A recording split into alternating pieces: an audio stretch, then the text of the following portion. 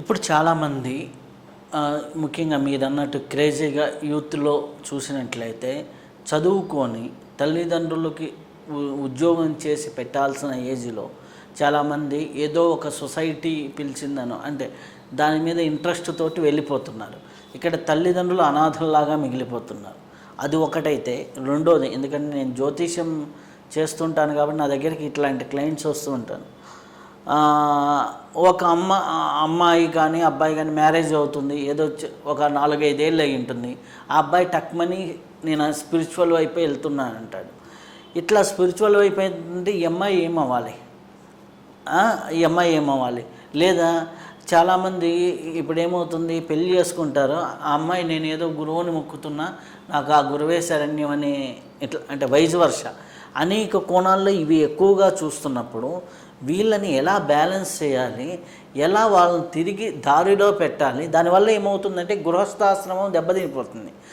వీళ్ళని ఎగ్జాంపుల్గా చూసుకొని 10 మంది ఆధ్యాత్మిక వైపు రావాలనుకున్న వాళ్ళు కూడా ఆధ్యాత్మికత వైపు రావటం లేదు. దీన్ని ఎట్లా సరిచేయాలి, లేకపోతే ఏదన్నా దీనికి ఉపాయం అనేది ఉందా? మీరు చెప్పినవి మేము ప్రత్యక్షంగా చూసామండి. ఒక తల్లితో నేను మాట్లాడాను. ఆ తల్లి ఇబ్బంది ఏంటి అంటే వాళ్ళ అమ్మాయికి పెళ్ళయింది. పెళ్ళైన వారం రోజుల తర్వాత ఆ అబ్బాయి వెళ్ళిపోయాడు ఆధ్యాత్మికమని. ఈ వారం రోజులు కూడా ఆ అమ్మాయిని శారీరకంగా కలవలేదు. ఇప్పుడు ఆ అమ్మ నాతో మాట్లాడింది ఏంటంటే, నేను మా అమ్మాయికి పెళ్లి ప్రకటన ఇవ్వాలి అంటే రెండో పెళ్ళని ఇవ్వాల్సింది తప్పిస్తే అసలు మా అమ్మాయికి పెళ్లి కాలేదు, నేను ఇవ్వలేను. నేను పోనీ అయ్యిందా జరిగిందా అంటే జరగలేదు. ఆ అబ్బాయికి ఆధ్యాత్మం అంత ఇష్టం అయి ఉంటే ముందే చెప్పుంటే సరిపోయి ఉండేది కదా, ఇప్పుడు ఇంక ఈ జీవితం నాశనం అయి ఉండేది కాదు అని చెప్పి. ఇప్పుడు ఆ అబ్బాయి తల్లిదండ్రులు కూడా బాధపడుతున్నారు. ఏంటి, ఆ తల్లిదండ్రులు కూడా తెలియదు. వాళ్ళేంటి, మా వల్ల ఆ పాప బాధపడుతుందని బాధ వీళ్ళకి కూడా ఉంది. ఇప్పుడు ఆధ్యాత్మికం అంటే ఏంటండి, మీరు సంతోషంగా ఉండాలి, మీ కుటుంబం సంతోషంగా ఉండాలి, సమాజం సంతోషంగా ఉండాలి. ఇది ఆధ్యాత్మిక యొక్క గోల్. అలా కాకుండా మీరు ఒక్కరే సంతోషంగా ఉండి వీళ్ళంతా ఇబ్బంది పడేది అది ఆధ్యాత్మికం కాదు. అది ఇప్పుడు కొంతమంది ఉంటారు వితండవాదం చేయొచ్చు. ఏది, శంకరాచార్యుల వారు వెళ్ళిపోయారు కదండి చాలా చిన్న వయసులోనే సన్యాసానికి అని చెప్పి. మీరు శంకరాచార్యులంత స్థాయి అని మీరు అనుకుంటే మీ తల్లిదండ్రులు పర్మిషన్ తీసుకుని వెళ్ళండి, దానికి సిస్టమ్ ఏమీ కాదనదు. కానీ మీ బాధ్యత అనేది ఉంది చూసారు, మీ ధర్మం, దాన్ని మీరు విస్మరించకూడదు. ఇంకొకటి మీరు అన్నారు, ఇలాగా అబ్బాయిలు చేస్తున్నారు అమ్మాయిలు చేస్తున్నారు, వీళ్ళంతా ఇది రాంగ్ గైడెన్స్ అండి. ఒకటి, సన్యాసం అని ఒక మాట ఉందండి. సన్యాసం అంటే ఆధ్యాత్మిక వ్యక్తులు సన్యాసానికి చాలా తక్కువ విలువిస్తారు, ఒక రకంగా చిన్న చూపు చూస్తారు. అంటే అర్థం ఏంటంటే నీ బాధ్యతలన్నీ వదిలేసి వెళ్ళిపోవడం సన్యాసం అనుకుంటే అది కాదు.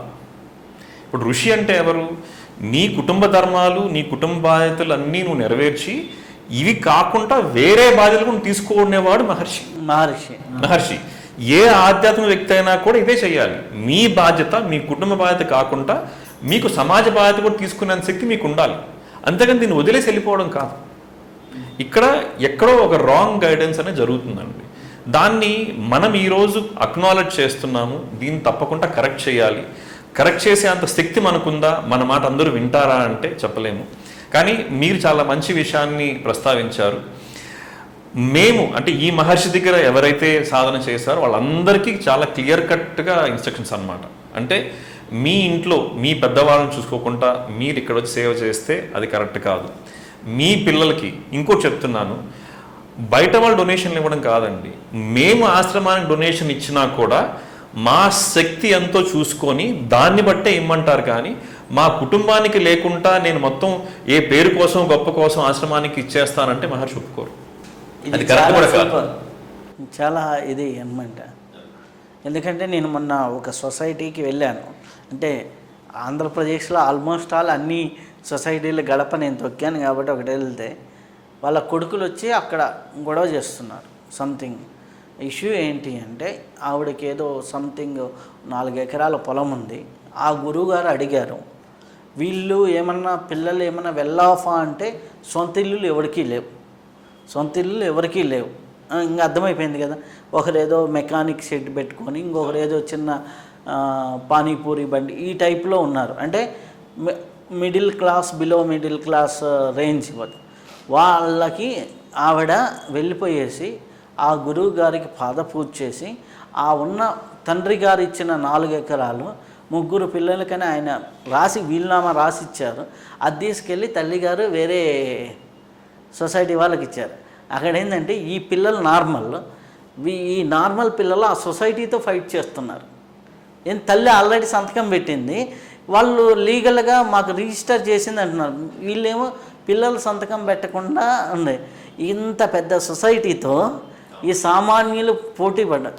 ఆ గురువు దాన్ని లోక కళ్యాణార్థమై మీ వంశం బాగుపడుతుంది మీకు ఆశీస్సులు అంటే ఎక్కడ చెల్లుతుంది అంటే నేను పేర్లు ప్రస్తావించలేదు, పేర్లు అవసరం లేదండి, అంటే సిచ్యువేషన్ నేను చెబుతున్నా. ఇప్పుడు మీరు అన్నారు అది ఏ ఆశ్రమం నాకు తెలియదు, అనవసరంగా ఇప్పుడు ఆశ్రమం మీడియాలో వచ్చింది కదండి, అది అవసరం లేదు. ఇప్పుడు మనకి ఏంటంటే ఒక సిస్టమ్ మనం పెట్టుకొని అది ప్రశాంతంగా జరగాలి. ఇప్పుడు ఏంటంటే కొంతమంది పేరు కోసం దానం చేస్తారండి, అలాంటిది కూడా కరెక్ట్ కాదు. ఇప్పుడు ఎవరైతే కూడా మీ దగ్గర డబ్బు ఉందనుకోండి, ఆ డబ్బు ఏంటి మీరు త్యాగం చేయడం వేరు, పేరు కోసం దానం చేయడం వేరు. ఇప్పుడు ఆ తల్లి బిడ్డలకు కాకుండా అయిపోయింది. ఆశ్రమంలో ఒక రూమ్ ఇస్తారు, బాగానే ఉంటుంది. రేపు బాగలేదంటే ఆశ్రమంలో ఎవడు పట్టించుకోడు, మళ్ళీ బిడ్డల దగ్గరికే వదిలేస్తారు. సో అటు బిడ్డలకి ఇటు ఇదికి అంటే అతిగా దానం చేయటం. ఇప్పుడు ఆ బిడ్డల్లో కూడా ఆలోచించండి, ఆ బిడ్డలకి ఆధ్యాత్మికం అంటే గౌరవం ఉంటుందా, లేకపోతే ఆధ్యాత్మికం అంటే వాళ్ళకి వాళ్ళు అగౌరవపరుస్తారు వాళ్ళు. వాళ్ళు చెప్పిన ఇదికి ఆ ఊర్లో ఎవరు ఆ గుడికి వెళ్ళరు. అదే చెప్తున్నానండి. ఇప్పుడు ఆ ఊర్లో వాళ్ళ సిచ్యువేషన్ అంటే చాలా లో ఉంది కదా, వీళ్ళు ఇట్లా అన్యాయం చేసింది పలాని స్వామీజీ అని ఆ ఊరు 2-3 ఊర్లలో అది అంటే అంటి ముట్టనట్టు. అదే అన్నా కదండి నేను. చూడండి, మనం ఏ పని చేసినా కూడా ఆధ్యాత్మికానికి ఒక చెడ్డ పేరు రాకూడదు, అలాగే ఒక ఆధ్యాత్మిక వ్యక్తికి కూడా చెడ్డ పేరు అలాంటి పని చేయాలి. ఇప్పుడు వాళ్ళు చేసిన పని వల్ల ఏమైంది చెప్పండి. ఇప్పుడు ఆ 4 ఎకరాలు వచ్చి ఉండొచ్చు, కానీ ఎంత చెడ్డ పేరు వచ్చింది చూడండి వాళ్ళ సమాజంలో. వాళ్ళకి బయట నుంచి వచ్చేవాళ్ళు అబ్బా బడి మంచి గుడి అని బయట నుంచి వచ్చేవాళ్ళు వెళ్తున్నారు తప్పితే ఆ చుట్టుపక్కల వాళ్ళు గ్రౌండ్ రియాలిటీలో వెళ్ళలేదన్నమాట.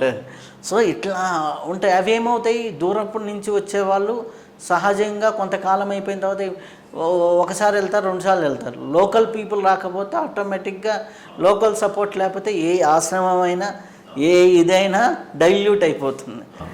ఇది మీరు చెప్పినట్టే ఈ మహర్షి కూడా చాలామంది 10 ఎకరాలు ఇస్తామన్న వాళ్ళు ఉన్నారు.